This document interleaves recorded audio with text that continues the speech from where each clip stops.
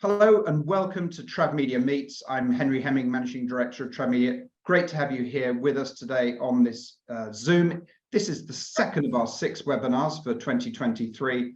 And what a fascinating topic it is, sustainability and travel PR. So sustainability is clearly the defining topic of the era.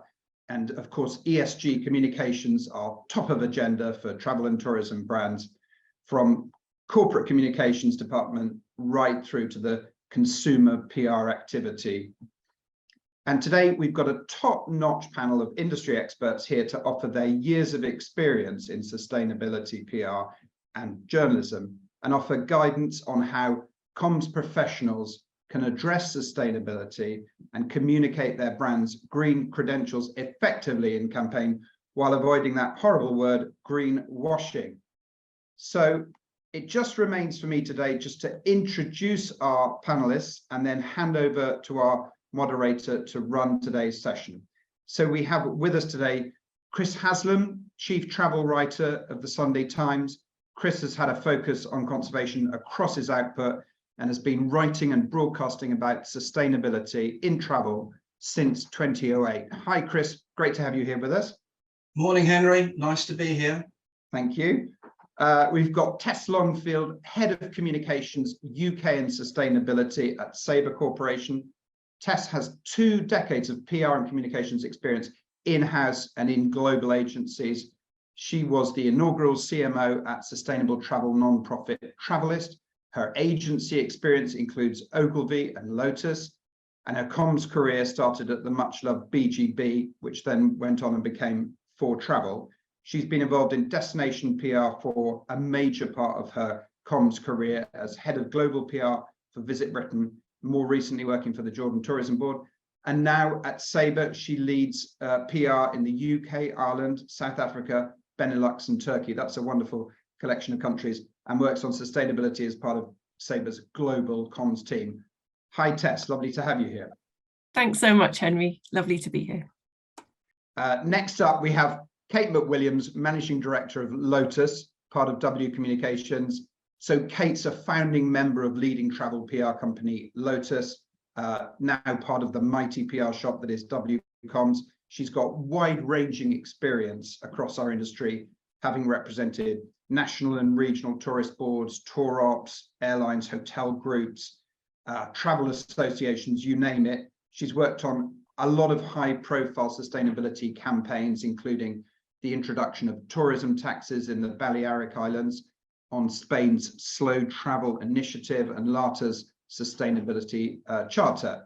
And later this month, she'll be hosting Spain's first Sustainability Summit and Media Awards. And she's often featured in the media discussing travel trends and sustainability. Good morning to you, Kate. Good morning, Henry. Thanks so much. Last but not least, our fearless moderator, Richard Hammond, executive producer and founder of Green Traveller. So Richard's a writer, videographer who's covered sustainable travel since the late 90s. I've known him personally since TravMedia's launch in 2003, so quite some time.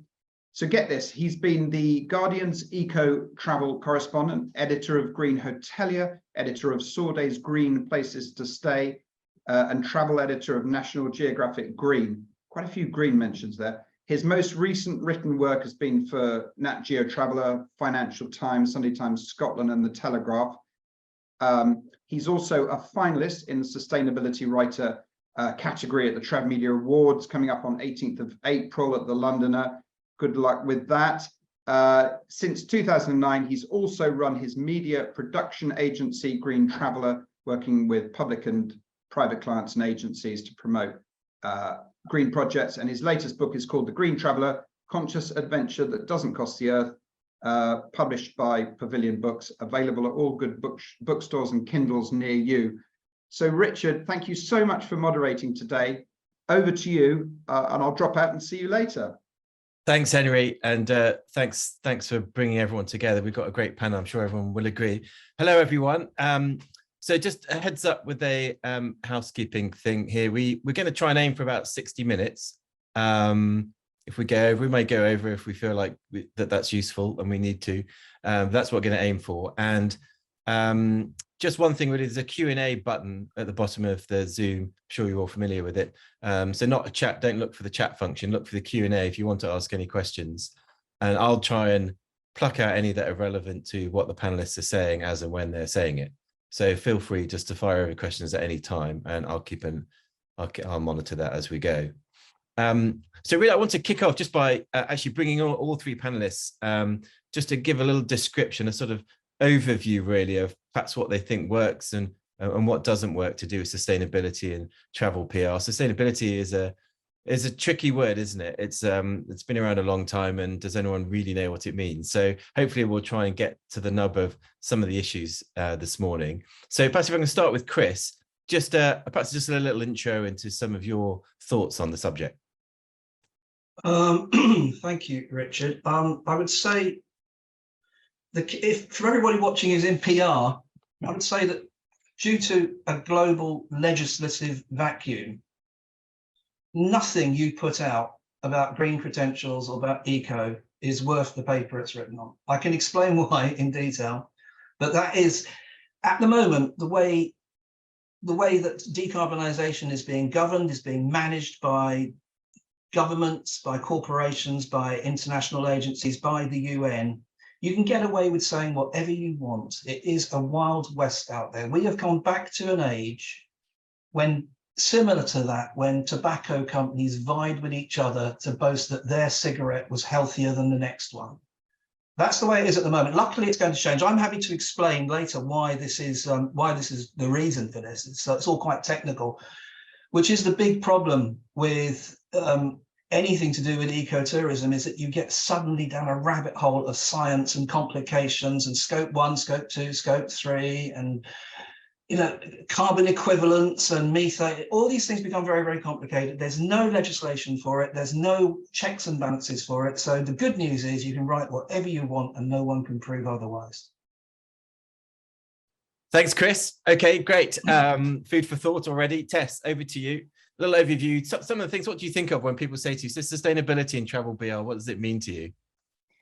Yeah, thanks. I mean, if everyone's terrified now of what Chris has said, I would say that we're often, though, so afraid of saying anything that might not stand up, that we don't say anything, and that's sometimes called greenwashing. But I do sometimes think that perfection can be the enemy of progress in sustainability, and we all need to be talking about it a lot more to our clients, to our senior stakeholders, in those of us who are in-house PRs, because as communicators, I think we have to take responsibility. We're really good at messaging, we're storytellers, and sustainability has had a bit of a storytelling issue, or a comms issue in itself. I think we can be the behavioral change experts. I think this is, if anything comes from this discussion, it would be great to have a bit of a rallying cry to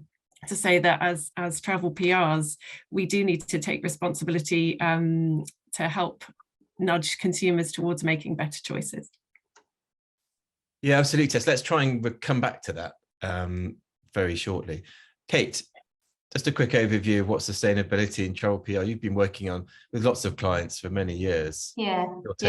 No, and I agree with Tess. I think one of the things that certainly I've noticed, and my colleagues that have been working in travel PR for 10, 20 years will have noticed that the evolution of tourism strategies has completely changed. I mean, 10, 15 years ago, it was all about growth, bums on seats, growth, and it's not like that anymore. And I think we all are responsible for helping to kind of carve the message, and also be kind of the gatekeepers of the information. But just some examples. I remember back in probably 2014, I remember when some of the Spanish destinations were proposing new tourism taxes, and the industry said, oh, tourists are not going to go, it's never going to work. There was, various consortia in the sector saying that, that was a terrible idea. Move on to 2023, and I would say there's not a client or a brief that lands on our desk where, sustainability, CSR, ESG, whatever you want to call it, is not a significant part of that brief. So the evolution in the last 10 years has been absolutely huge.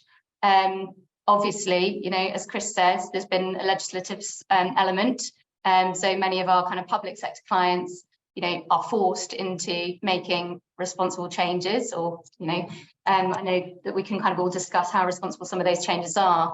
But I think for travel PRs and people working in travel PR and comms, it's an absolute essential part of our kind of day-to-day work. So yeah, really excited about this discussion. Great. Okay, thanks, Kate. So what I wanted to divide up this morning's webinar into sort of 3 sections. The first one is looking at pitching and writing press releases, the sort of early on stages of sustainable and communicating sustainability, to dealing with crises and how sustainability, the sensitivities around sustainability can emerge during a crisis. And then also the kind of very practical sense of what it's like actually with a travel journalist on a trip, and the sensitivities again around sustainability there that kind of can rear their head in various different guises. So a very kind of hands-on subject there. So if we'll kick off with just with the pitching and press releases, it's obvious naturally to go to Chris on this. You're at the receiving end of all this information coming your way. Yeah, how do you, Chris, receive the messaging that you're getting on sustainability? Can you trust it? No. I want to go back to something that Kate said, is that, you know, you get clients coming in, and she said every pitch, every request from clients that comes in has got a requirement for sustainability. I think that's become, I don't know, it's just become a new marketing tool. If you haven't got it, you must have it, and it doesn't matter, just put it. I mean, no one's going to catch you except me, because I went through, here's just 3 things from my inbox from the end of last week. Just ran, all I did is I typed in eco as the search term, and I got 3 press releases that came up. One was from, I'm not going to name any names to embarrass anybody unless you want me to, but one was from a posh hotel in the Maldives that has is going big on microplastics, and it says one of their claims was the program's knowledge share aims to influence guests to live more sustainability. That came on the press release. So I clicked through and went to food and drink and found on the menu, this is in the Maldives, foie gras, wagyu, sevruga, caviar.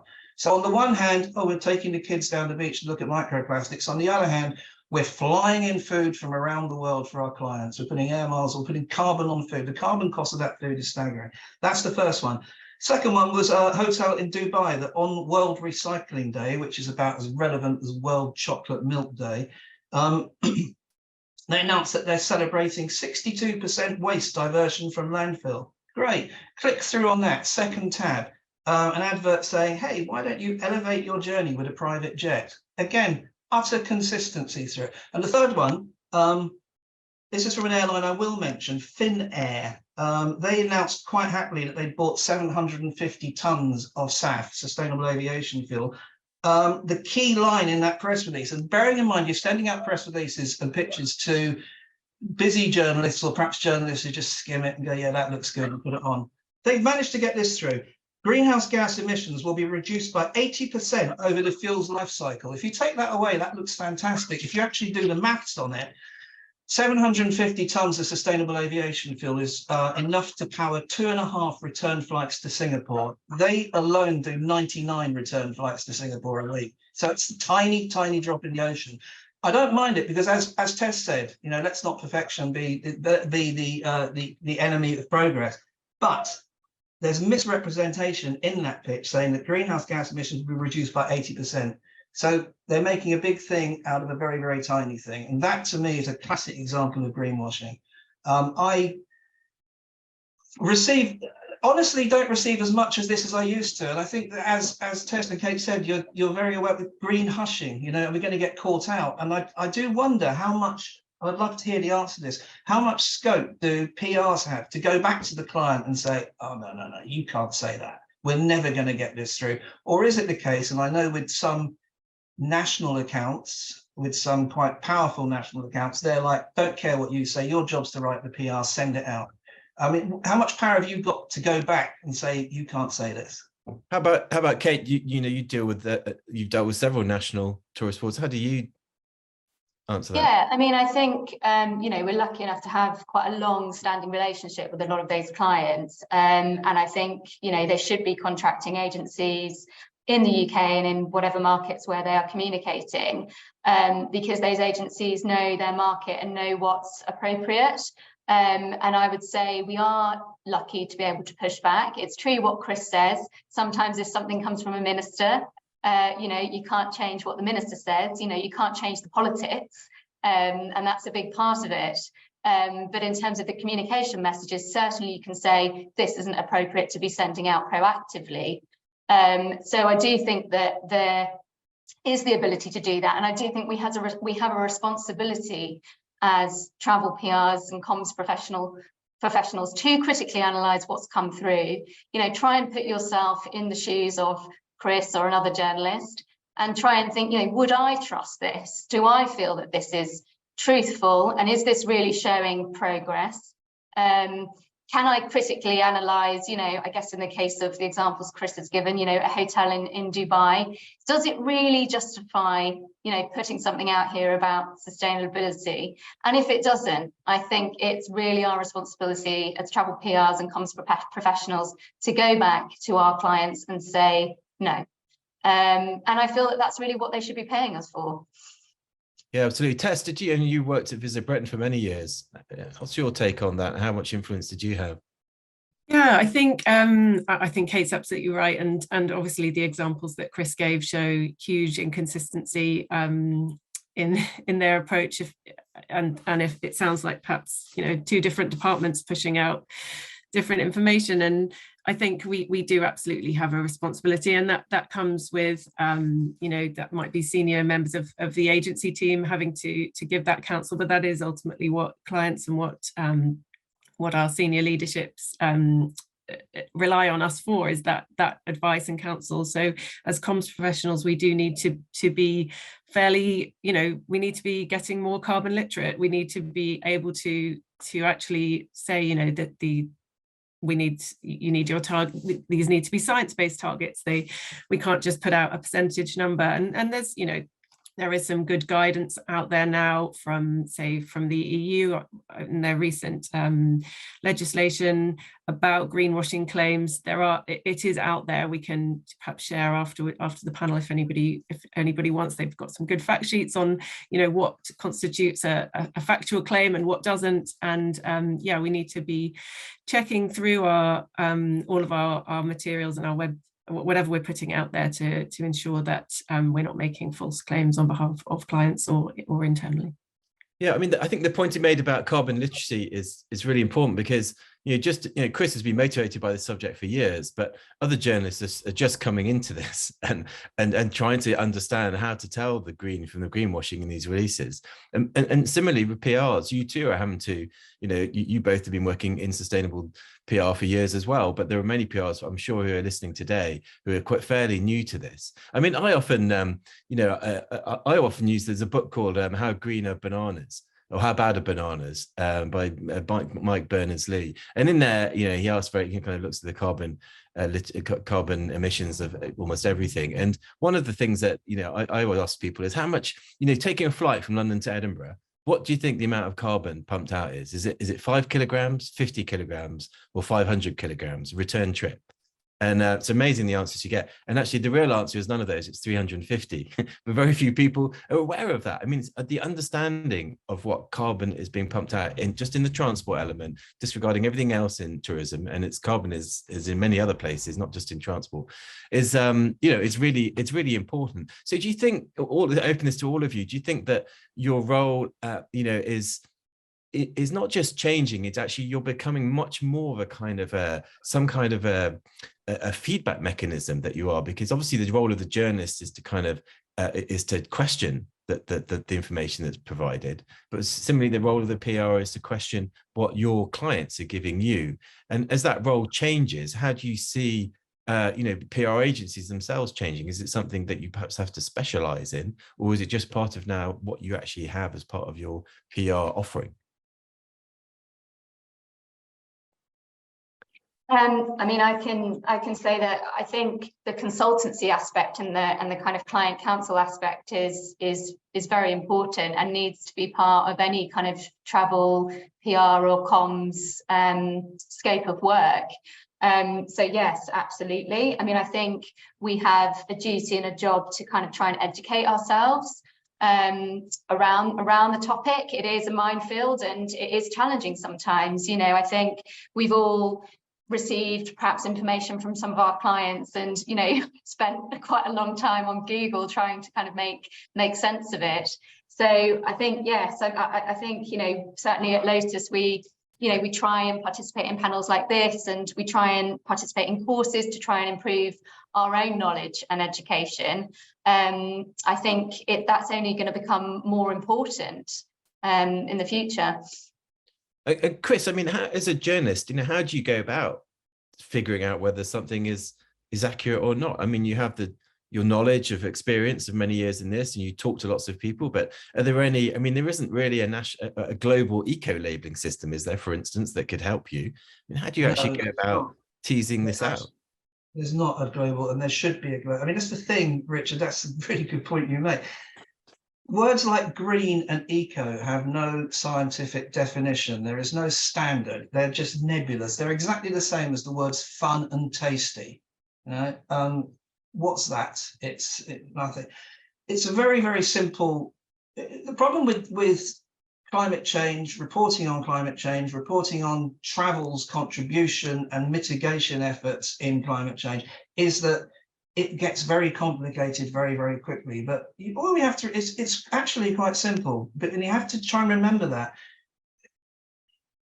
I think the moment humans achieved civilization was when they first learned to burn stuff. And everything we have achieved ever since we learned to burn stuff 8,000 years ago or whenever has been because of burning stuff. And now we're in an era of decarbonisation. We've got to stop burning stuff. That's the basic science behind decarbonisation, because burning stuff is making the planet hotter. That's, you know, I speak to kids in schools, and 7-year-olds get this really quickly. You know, the number of CEOs of global companies who don't quite get that is astonishing, but that's because they're being advised by accountants who are trying to monetize decarbonisation. We have, unbelievably, any company in the world now can, with the slight exception of France, I would say, can put out its annual report and accounts and make claims about its scope 1, 2, 3 emissions, and there's no one there to check it. You know, the UN won't check it, global governments won't check it. You can kind of say what you want, but as a journalist, you can go into the financials at the back of a report and account. So I don't know. This is what happens. I get a press release from a hotel saying, "Hey, we're bringing in bamboo toothbrushes." Brilliant. And then the next thing, you know, 2 hours later, you find yourself going through their annual report and accounts to the bit buried on page 176 that has their emissions on it. They can report their scope 1 emissions just to. This is, I'm getting complicated, right? Scope 1, they're the emissions that you burn yourself. That's the smoke coming out of your building. Scope 2 emissions are those that you buy, so the electricity or the oil that you buy to run your operation. Scope 3 is all the stuff that is a consequence of your operations. And so, for example, in travel, Scope 3 emissions, but you know, you've got a lovely green hotel, everything's fine. People have still got to fly there. People are still going to go out in taxis, and they're going to go out hire jet skis and stuff like that. That's scope 3. That's your responsibility as an operation. None of that is being accurately or reported, nor is it being audited. It will change. There is an organisation. I'm trying to remember the called. They're a finance. It's the IFRS accounting standard. They're bringing out something over the next 2 years, which is going to change everything. It's going to be called the International Sustainability Standards Board, the ISBB standard, which is going to go in with the SBTI, the Science Based Target Initiative thing. Put those two things together, and long answer to your short question, within 2 years, it will be possible to have eco-labeling on travel products, which is going to really limit the ability, or expand, depending on how good you are, the ability of any company to boast about its credentials. In the meantime, until these two things happen, and by then it'll be 2025, and that will give us 15 years to reach net zero, because it's been brought down to 2040 now. By then, we should be able to just take, and this would be the dream, to take a look at a flight, to take a look at a package holiday, to take a look at a hotel's page on a hotel's ad on hotels.com and see instantly what its green rating was. And green by then would be a defined term rather than a nebulous term. I don't know if I answered that question. Yeah, that's great. I mean, Kate, do you think that's something that, you know, your clients, do they have any sense of how to project this in terms of, you know, there's on one hand, there's a decarbonation, massive, obviously climate change is the biggest, other than war in Europe, is the biggest issue in our time. But, you know, we've also got the wildlife, you know, the nature climate crisis, and then you've also got the impact of tourism on communities, you know, the positive side that it can bring. And, you know, there's a question that's come in from Laura Bradford asking, well, do we not mention about the impact on community projects then? You know, do we have to, you know, do we still continue to fly our passengers long haul? And she says, you know, it's what we do, but maybe we may be able to have an impact on community projects on the ground. Should we not talk about anything we do then? How do we choose what we talk about and what we don't without seeming inconsistent? You know, how would you advise, Laura? Yeah, I mean, I think that's a really, really good question, a really good point. And, you know, at Lotus, we represent, one of our clients is the Latin American Travel Association. And within that association, there's around 350 members that sell travel to or around Latin America. And LATA in 2018 did launch their own sustainability charter, and they're now currently working with the Long Run to try and support members with a framework for, you know, progress. And this isn't all related to carbon, you know, this is very much related to the 4 Cs. So community, culture, commerce, conservation, I think. And it's about kind of making positive steps. And I think, you know, an example I can think about is, I remember doing a trip with Kevin Rushby for The Guardian a couple of years ago, just pre-pandemic, to Guyana. And, you know, obviously The Guardian don't normally touch kind of long haul. And we had to kind of justify that to Kevin and obviously to the editors at The Guardian.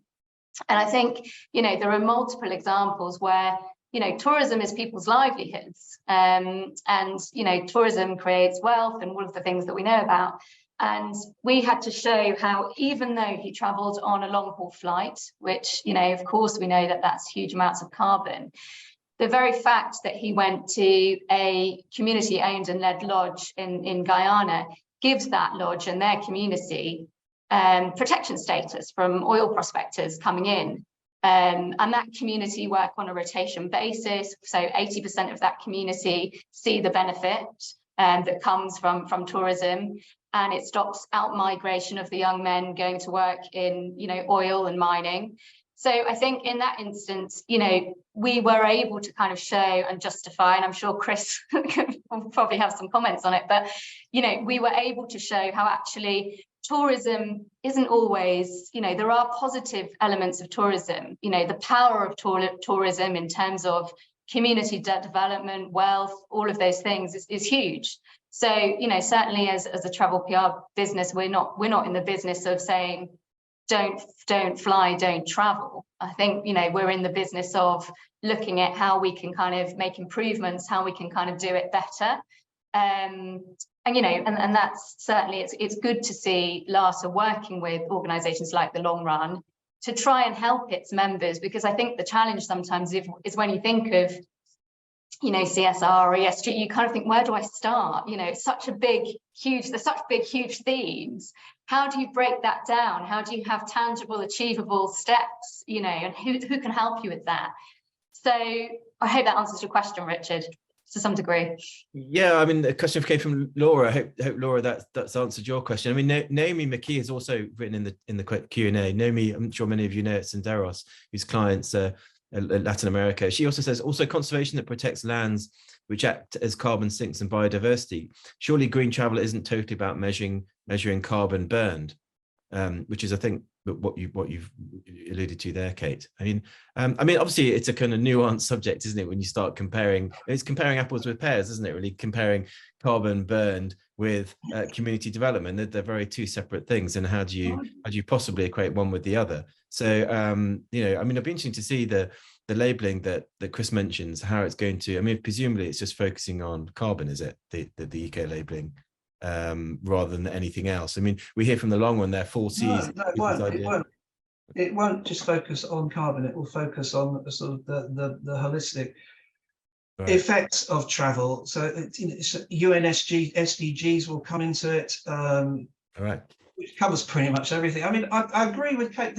I live in Cambridge and I'm surrounded. Well, the Centre for Climate Repair is here, and I'm surrounded by climate scientists, and they say, this being Cambridge, they say the mathematical answer to this situation is just stop traveling. Planes put carbon into the air, travel by train puts carbon out, hotels put carbon out, everything you do in travel creates carbon. So the mathematical answer is stop traveling. That's far too easy, isn't it? There's a brutalist argument.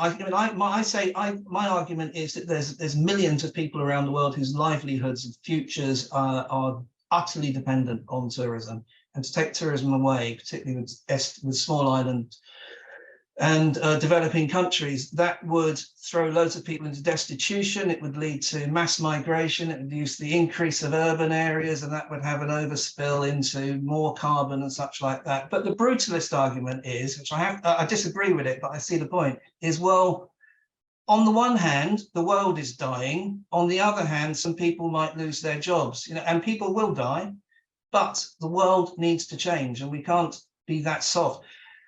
That's a point I accept, but there's one thing I do not accept is the wildlife argument, in that, and I've said this so many times before, there's in Africa, 7,200 protected areas. Everything that lives within those protected areas is almost entirely dependent on tourism for its continued survival.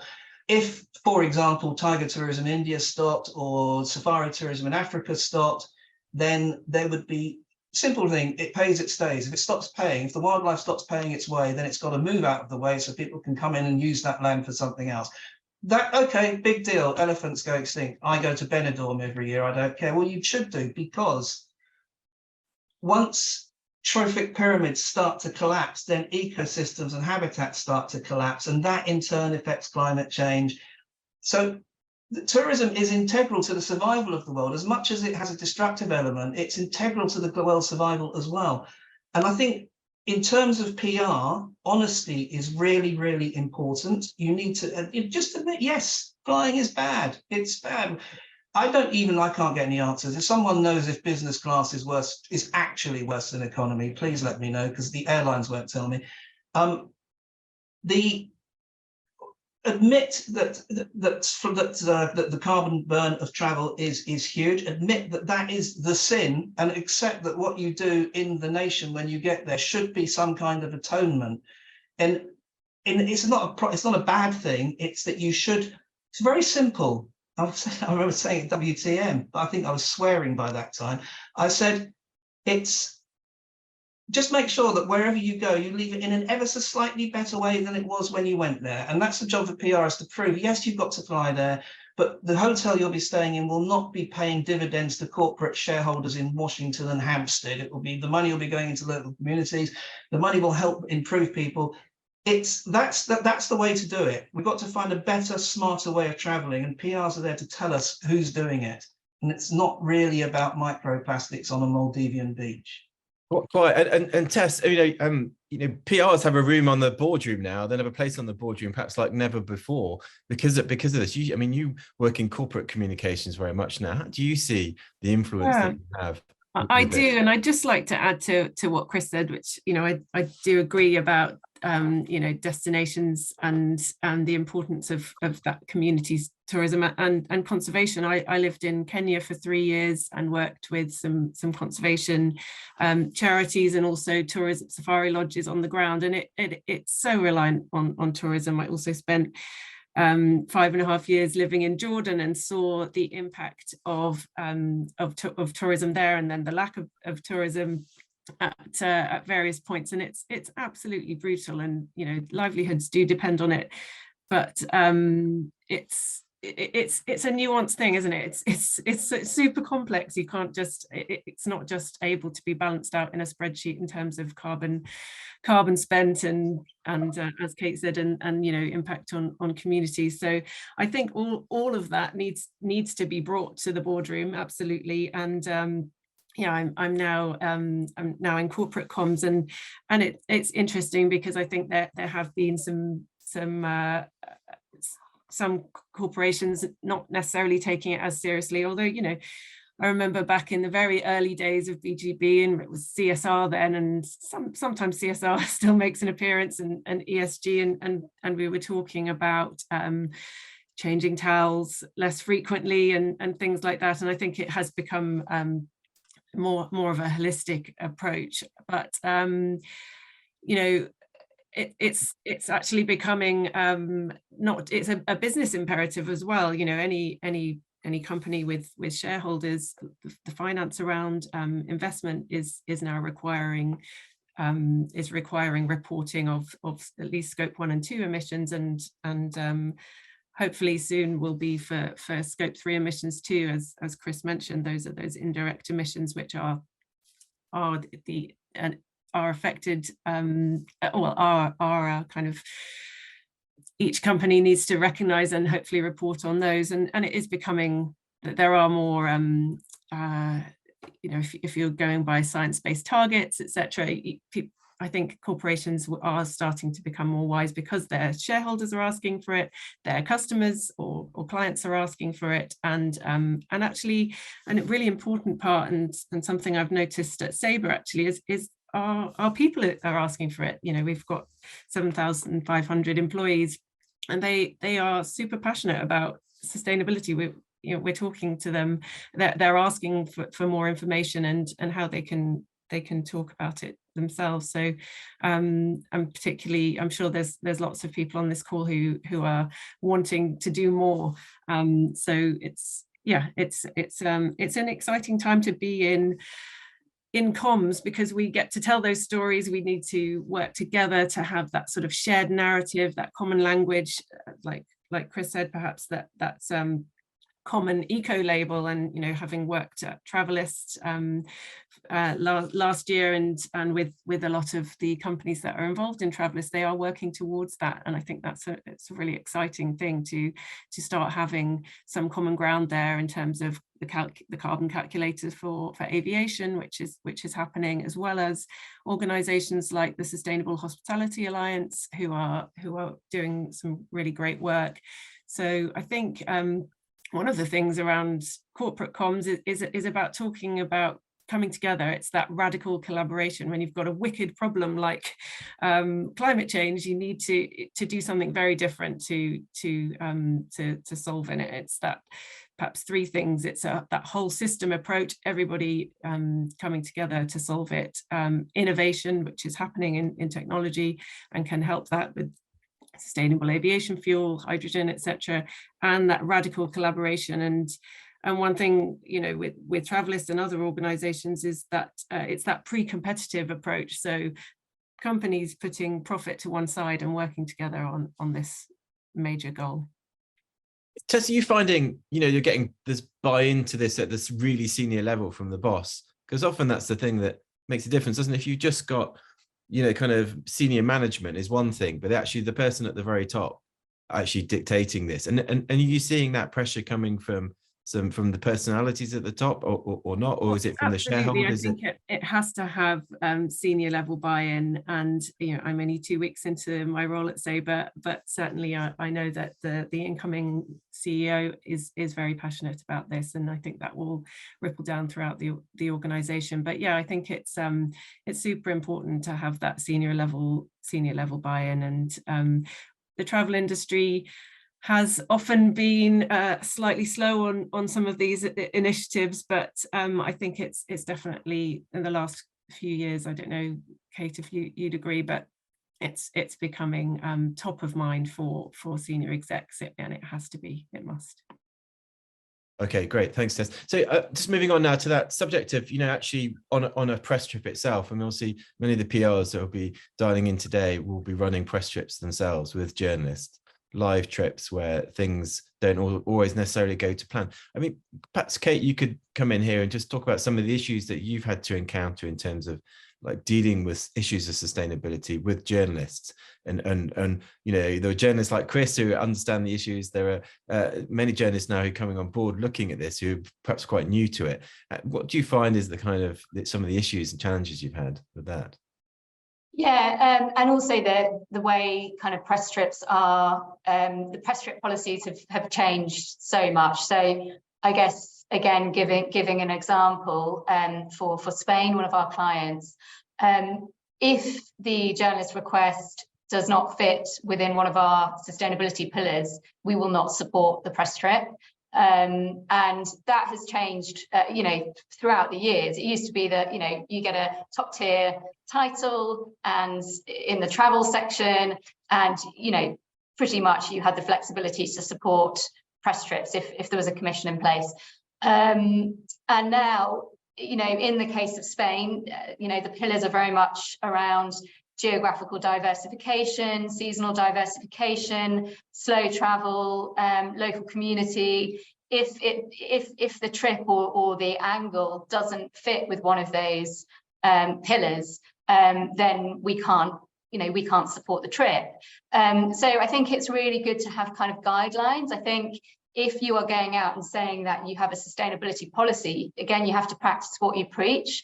And, we did host a Greek press trip last week to Spain. That was kind of no fly, working with Brittany Ferries. And I think in terms of being on press trips, again, one of the challenges sometimes if, perhaps a hotel group, you're working for a hotel group and they claim to be, sustainable, or perhaps you're going to see something kind of innovative or learn about circular economy, or perhaps it's a trip that is focused on something sustainable. Of course, if they're then, to Chris's point, serving various things on the menu that have been flown in from other countries, it's just not going to fly. So I think it's the same when you're kind of pitching an angle or you're being the kind of gatekeeper when it comes to press releases. The same applies to press trips. I think you need to feed back to your client. And if your client is suggesting a press trip which is focused around a theme, you really need to think, can they really practice what they preach here? Are there other elements of the trip going to kind of feed into that theme? Because if not, I think it's fair enough that the journalists include that within their articles. I also did want to pull up Chris on his example of a week holiday in Benidorm, just to say that Benidorm isn't actually, surprisingly, the most unsustainable destination. It's very compact. Good. So just telling you up on that, Chris. They've still got good tattoo parlours there, haven't they? They do. If you want a tattoo, it's great. Excellent. But also it's an interesting destination. It's very compact, electricity, water, wastage. It's actually fairly sustainable in terms of destinations in Spain. So we can have another discussion about that, Chris. Spain is well ahead, actually. I'm impressed by Spain. I don't know why. It's the countries that are most affected by climate change that are making the greatest efforts. So Spain is looking at regular 45-degree days by 2030, and the desertification of the south. Doñana National Park has dried up. The last aquifer there has gone. So Spain can feel the heat on the back of its neck and is making really, really good progress. So I see Spain as an exemplar, rather than, apart from the tattoo parlours in Benidorm. And I think, sometimes in communication, it's not always easy. I mean, last year, Spain announced a reduction in their maximum aircon temperature by 1 degree in the summer, and they got criticised heavily by the UK press. Oh, how is this going to impact travellers? And, we're going to be so uncomfortable. Actually, the truth is it didn't apply in hotels and restaurants and those kind of places. But, just a 1 degree reduction in your air conditioning maximum limit has a huge impact in terms of the energy consumption within the whole country. So sometimes it's not easy, and you are going to get sensationalist headlines and you are going to get criticised in the media. The media are obviously looking for you know, there's a lot of clickbait media out there too. But, you know, I think these kind of measures are important. Well, Kate, I mean, brings me to a point. Sarah Tucker, travel writer, radio presenter, she's asked a question here, and perhaps there's one for you, Chris, as well. Has sustainability brought travel and news sections in journalism together or made them more fractured? Would you agree there increasingly appears to be overt contradiction in the news and travel sections about destinations? Do you feel the media appear to be increasingly pulling in different directions? Travel, don't travel, and travel journalism is seen as nothing more than upholding an illusion with which the reader is encouraged to be compliant. I mean, Chris, you came from a news background, didn't you, rather than a travel writing background? I think we're talking legacy here in travel sections, and it all depends at who's at the top of the travel section. And it's like you said with corporations, actually. You know, if in any corporation the senior management or at CEO level they care, then it trickles down. If it's someone like me who comes in at sort of mid-level and is trying to tell the grown-ups upstairs what needs, then you've got a much bigger struggle on your hands. So, but yeah, I think travel sections and news sections can move in the same direction, but it depends who is feeding the travel section, doesn't it? It depends where the pitches are coming from. And if you've got a travel section that's full of 5-star legacy, petro-heavy, indulgent, all-inclusive, not all-inclusive is not necessarily that bad, but in that idea of, the complete luxury option that came in the 1990s, where, you know, mints on pillows, that whole, I don't want to name any brands, but you know which brands I'm talking about, the huge corporation hotels that are the same whatever country you go to, serving food from all around the world.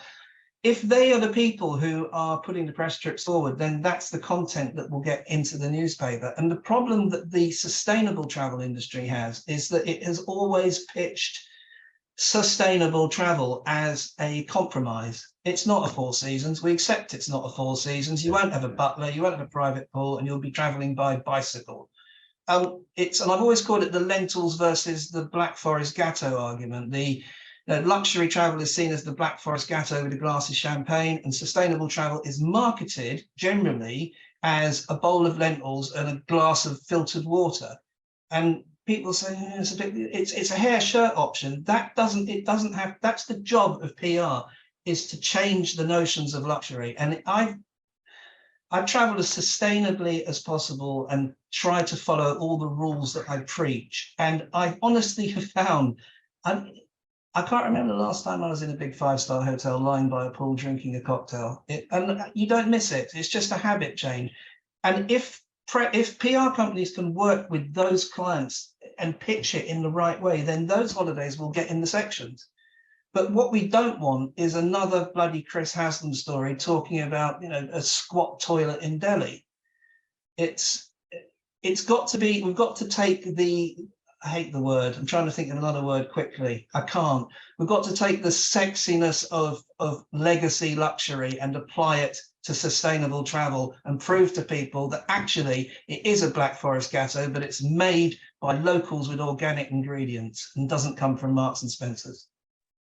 I think it's really interesting that yeah, I think what you're saying is true, and I think some of the organisations like Travel by B Corp are really doing some interesting work in that space, coming together and redefining luxury travel in terms of the richness of the experience that you get. And yeah, it doesn't have to all be hair shirts. There are some, you can have some really luxury experiences that are also more sustainable, you know, adding that more rather than entirely sustainable.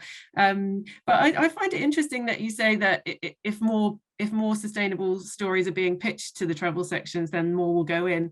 I think, I mean, I don't know. I think it has to be, yeah, okay, good sustainable stories, but I think it has to be, the editors do have the say, and I don't know, I haven't pitched many consumer stories very recently, but I don't know if anyone else would say that. I think editors need to have a bit more of an open-minded policy to some of these stories, and that to not be put off by sustainable, but perhaps that's on the PR. Does it come back a bit to, you know, I mean, sometimes I've asked editors, you know, why are they not covering sustainable? And they say, well, actually, sometimes they're influenced by what the search terms are that people are coming into the website. And are people searching on words like eco, green, and they're not very sexy terms, like Chris says, they're meaningless terms. So what would you search on if you're looking for this kind of, you know, nature, you know, the latest one is positive impacts travel, you know, what actually does it mean? Or does it mean as, you know, something a bit like, can I search on seasonal food in the Maldives or something? Or can I search on community-based travel experience where I go with someone from the local community? They're quite hard terms to put in. What we need to search for is search for luxury. We just need to redefine luxury. Right. Just luxury beach holiday, and up comes something that ticks all the boxes in terms of sustainability. And it's not, you know, a big concrete corporate behemoth. So how would an editor therefore then realize that actually some of these stories are more interest to their readers, because actually that content is within the luxury article? Is that what you're saying? We can't go full green just like that, because we are in a state of transition. The industry is in a state of transition. So the book, the travel section, will always have to be a balanced mix of legacy luxury for people who feel that they need to spoil themselves. And let's not forget, had COVID not happened, we might be a much further down that road. But now we're in the, I've suffered for 2 years, I really want to spoil myself, and then next year I'm going to be a bit greener. We're still in that phase at the moment. But that said, it is a transition, and hopefully just bit by bit, those who don't meet the new standards will be dropping off unless they change to meet the new standards, and the new standards will become standard. Kate, do you think that you found there's a difference between the newspapers and magazines? Do you think magazines are covering this issue more or less, or do you think there's a difference there, or are there particular publications that you would say are sort of leading the way, or is there more of a seismic whole system change happening? Yeah, I mean, going back to your kind of previous question, Richard, we absolutely do see contradiction between the news sections and the travel sections. It happens, you know, on an ongoing basis. And I suppose perhaps the news sections have more of a pressure to deliver clicks, and perhaps they have more of a pressure to churn out more stories on a daily basis. And often if you're working with a big flagship destination and that story is going to be around tourism, you know, then often I've found myself phoning up correcting articles, but, you know, if they've been live for 6 to 12 hours, they might have already had thousands and thousands of clicks. But then sometimes, you know, it's happened quite regularly where someone on the travel editor might phone me up and apologize, you know, for that same publication. So that does happen regularly. I think in terms of the difference between the kind of magazines and the newspapers, you know, I think we're starting to see that some magazines have specific sections for sustainability.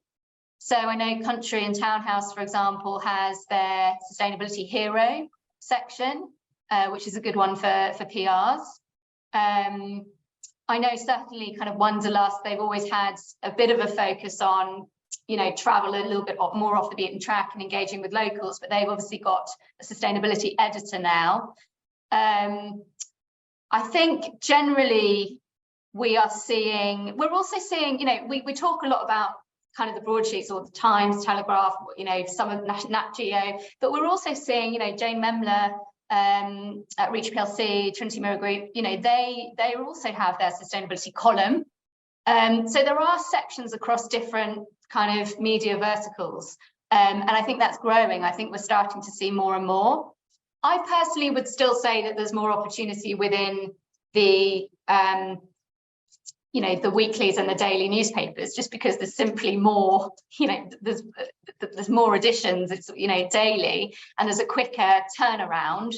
But, you know, I think there's more and more writers that are coming onto the scene that are very kind of focused and passionate about sustainability and, you know, giving us more opportunities as travel PRs. Do you find is that do you ever place articles not in the travel sections but in other lifestyle sections? Yeah. And do you see any difference there in terms of how they approach sustainability? Well, we certainly place features in the news sections, and often that might be something around more kind of policy change or government change, new laws that might have been kind of, you know, established in destinations where we work. So we certainly approach the news sections in that way. In the lifestyle sections, we focus a little bit more. I think there's more opportunities for hotels, eco resorts. I know we've talked about the term eco, but I think there is more opportunities for hotels, accommodation outlets. Yeah, I think obviously the lifestyle press, they also like to talk about, there's also lots of opportunities within kind of wellness. So sometimes we slower kind of wellness experiences, which might be looking at the holistic element of, you know, being outdoors or engaging in slow kind of activities with the locals. I think there's quite a lot of opportunities there in the lifestyle press. Okay, great. There's a question coming related to this for you, Chris. It's from Julia Bish. Can Chris give any examples of properties where hotels he considers have absolutely nailed luxury combining with sustainability? Yes. Off the top of my head, I would say Jetwing Group in Sri Lanka is a global leader. And one of their properties, it's got its own power station. They collect, I mean, that's extraordinary.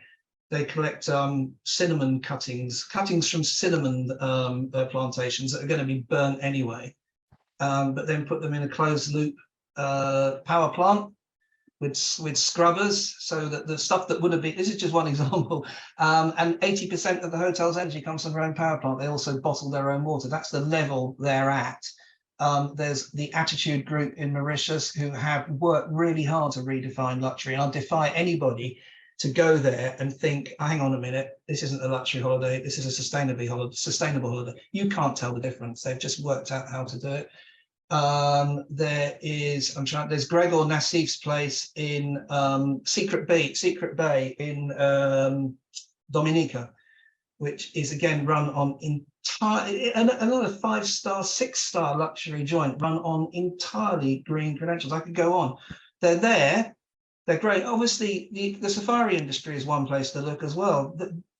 For them, sustainability is a bit of a necessity because it keeps costs down. So the more that you can do on site without bringing trucks in, the better. So that they have a bottom line interest in it, but also they're in the business of conservation too. So there are lots out there. And what I want to say about this is that we're in a process at the moment. We're on a journey. There's no going back to the way it was in the 80s or the 90s. We will reach sustainability in travel, and it will become the norm. And we will look back on the way we used to holiday. I think we'll flush, we'll get a bit of a hot sweat about it. We'll think, Christ, that was like drink driving. Yeah, I mean, my answer on that, if I was going to answer that, would be actually have a look at some of the long run members, the ones that got the top level, which is the global ecosphere retreats. I mean, these organizations are particularly around protected areas of land. That's one of their main missions. But there are some really good examples there where, I mean, it's become a kind of certification scheme, if you like, of their members. And there's a lot of work that's gone into actually analysing what they're doing. Places like Cayman in the Pantanal and Barana in Africa and Tahi in New Zealand. I mean, some of these places are really outstanding what they're doing. So I take your point there, Richard, because I believe that everything that happens in travel comes from the top end of luxury, and you know, places you mentioned there are out of most people's reach, frankly. You know, yeah. They're very, very expensive properties. But what they do will inform what happens in the mid-market and then the lower market, because that's what's always happened. And you know, I mentioned Jetwing. I mean, Jetwing, you can get a week there for $2,000, which I don't think you can do that in many long-run properties, can you? So it has to come down to the mainstream as well, and for people to realise that it's actually better. And I think there's an intrinsic value to it as well. I think you enjoy your holiday a lot more if you lie back and think, I'm not extracting, I'm not taking things away, I'm not, you know, acquiring, I'm actually giving as well. This sense of altruism is good for the soul. Tess, sorry, you've worked with Travelist, haven't you? Obviously, and there's some of the big names in there. Did that come from the from the top down? Was it motivated people within each of those businesses? You know, for the likes of, I mean, Google's joined it, hasn't it? And Expedia, is that right? And Skyscanner. Yeah, I think it absolutely has to when you're making a commitment at that level. It's not just a pledge. You know, so for Booking.com, for Skyscanner, for those organisations that are part of Travellists, they're making a big commitment in terms of engineering resources to work on these carbon calculators, etc., and as well as at the senior level executive, regular meetings every couple of weeks. So it's a big commitment, and I think it couldn't happen if it wasn't from the top down, and they do seem to be practicing what they preach. Yeah, I mean, just addressing Chris's point there a bit, also about, you know, obviously it comes from the top level, luxury. The question was about luxury, but moving that into the mainstream. I mean, often the perception of green or whatever that is, when I talk to people, is that either it's very it's about compromise, like Chris said. You know, it's a sort of hedge laying for a wet weekend somewhere, or it's about an uber expensive conservation holiday where you're somehow protecting animals. You know, there is that, but there has been that kind of conflicting perception. It's, you know, it's compromise and it's very low end, or it's very, very high end. And actually, of course, it's currently has to be everything in the middle. But I mean, Kate, do you see that, I mean, with your clients, do you see that it's tended more naturally towards the luxury because they happen to be the money spending, or are there initiatives like your Slow Travel Spain campaign, which is very much it's really about things like tasting local food, isn't it? And actually going slow and low impact activities, quite simple, not very high end experiences. Yeah, I guess it really kind of depends on your client, whether it's kind of public sector, private sector. I guess from a public sector perspective, and kind of going back to Spain, you know, it's not just about the strategy isn't just about you know, they don't just want rich people to come to Spain. It's about social inclusivity is very, very important to Spain. And so I guess the Slow Travel campaign was about educating consumers on, you know, how they can explore Spain, and it wasn't at a high cost. It was integrating things such as the Renfe rail passes, how to get from A to B using public transport, obviously promoting local experiences. So I think it doesn't have to be high end, and I think social inclusivity is, you know, hugely important. And in sustainability, obviously economic sustainability is a big factor. So, I mean, it's true that I think certainly, you know, when we buy the papers and we read the press, a lot of the coverage seems to be focused more on top tier or high end resorts. But, you know, the reality is, if we know who is prepared to pay a difference for something that is sustainable, you know, really it is the younger generation that isn't necessarily going to have the cash to stay in those places. Of course, they do have an audience, but I think in terms of, you know, we all know that it's the younger age bracket that tend to be more socially conscious and you know, are more likely to act on that and not just kind of say about sustainability. I'm sure Tess can touch on this because we discussed it briefly. Moving to Tess. Yeah, no, I think that it's a really interesting idea, isn't it? The say-do gap, or because I think, I mean, surveys come out every year and they get picked up in the press about the percentage of consumers that want to travel more sustainably, and I think it's, you know, it's upwards of 80% in the latest surveys from the likes of Booking.com and Expedia.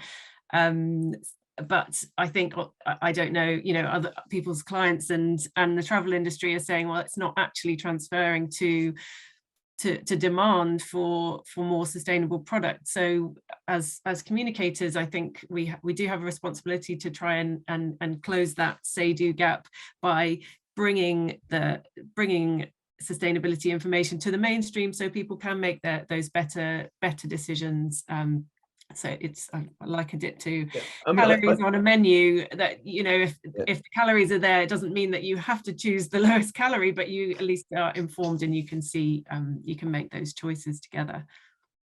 I think a lot of the reports that have come out recently in the last 18 months, Booking.com, Bloomberg, Expedia, all say travelers, you know, would be prepared to, whether or not pay more, but actually looking more for holidays that have some kind of sustainability credentials. But they all report that they find it a challenge to find that information. There seems to be a lack of communication on how to find these better experiences, and whether that's coming from, you know, the green hushing that you mentioned earlier, or whether it's coming from just not necessarily a motivation from the publications to publish these things. I don't know, Chris, do you have a view on what could kind of kickstart the interest in not the interest, but the actual delivery of more information about this?